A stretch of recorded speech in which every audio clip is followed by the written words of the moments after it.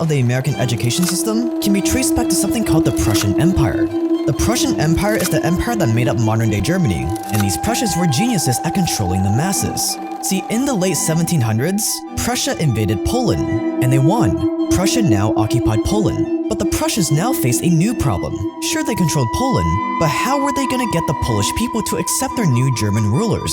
They were the colonizers, the enemy, and yet somehow they needed to get the entire population to throw away their Polish identity and to accept Imperial German nationalism.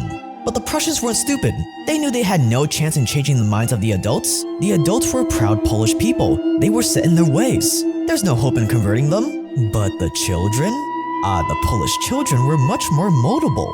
And if they could attack the children, they could decimate Polish culture in just one generation. So, Prussia created a new 8-year education system, where for 8 years kids would go to school and learn things like reading and writing, but they would also learn how to listen to orders. They would learn how to do as they're told, to respect the authority of their Prussian leaders. And this new Prussian education system worked. One Prussian philosopher brilliantly described their education model by writing, "Education should be aimed at destroying free will, so that after pupils are thus schooled, they will be incapable throughout the rest of their lives of thinking or acting otherwise than as their schoolmasters would have wished."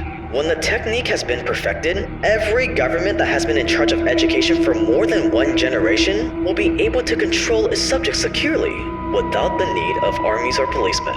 It was as poetic as it was true.